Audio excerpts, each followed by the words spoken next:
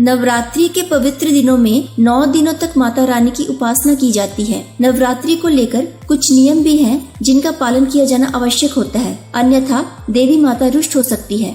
इन नियमों का पालन करने से माता रानी की कृपा मिलती है और उनका आशीर्वाद प्राप्त होता है। तो आइए जानते हैं नवरात्रि में क्या करें और क्या ना करें। नवरात्रि के पावन दिनों में सात्विकता का विशेष ध्यान रखना चाहिए। आहार, व्यवहार और विचार में आपके सात्विकता होना जरूरी है। नवरात्रि का समय बेहद पवित्र माना जाता है। आप इन दिनों प्याज, लहसुन और मांस मदिरा का सेवन ना करें। अगर आप नवरात्रि का व्रत रखते हैं तो खाने में अन्न का प्रयोग ना करें।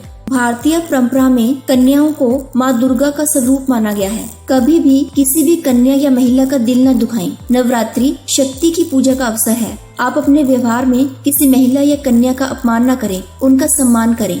यदि आपने घर में कलश स्थापना की है या अखंड ज्योति जला रखी है तो घर खाली न छोड़ें। अगर आपने अपने घर में अखंड ज्योत जला रखी है तो आप खास ख्याल रखें कि किसी भी कारण 9 दिनों तक अखंड ज्योत बुझनी नहीं चाहिए। वैसे तो हमेशा ही कलह से दूर रहें, पर नवरात्रि के दिनों में विशेषकर कलह करने से बचना चाहिए। इससे देवी माँ रुष्ट हो सकती हैं। नवरात्रि पर बेवजह किसी वाद विवाद में नहीं पड़ना चाहिए। नवरात्रि के दिनों में हर एक व्यक्ति, खासकर व्रतधारी को क्रोध, मोह, लोभ आदि दुष्प्रवृत्तियों का त्याग करना चाहिए।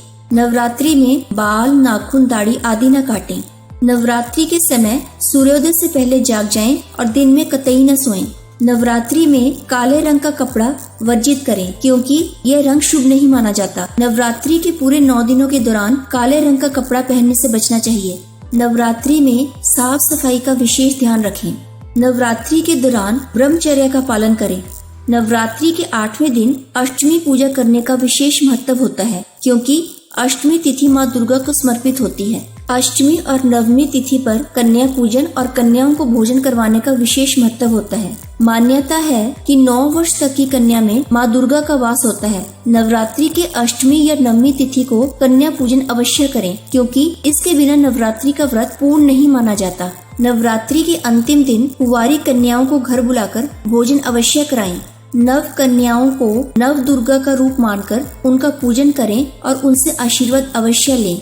व्रत करने वाले को नवरात्रि के 9 दिनों तक अपना समय फिजूल की बातों में न लगाकर धार्मिक ग्रंथों का अध्ययन करना चाहिए। इन दिनों दुर्गा चालीसा या दुर्गा सप्तशती का पाठ कर सकते हैं। नवरात्रि के पावन दिनों में बेकार की बातें न कर धार्मिक बातों पर ध्यान लगाना चाहिए। ऐसा करने से माता रानी प्रसन्न होती हैं और उनका आशीर्वाद प्राप्त होता है। तो ये थे नवरात्रि के नियम व सावधानियाँ। आप सबको मेरी तरफ से नवरात्रि की शुभकामनाएं। आशा करती हूँ आप सब पे माता रानी का आशीर्वाद बना रहे। जय माता दी।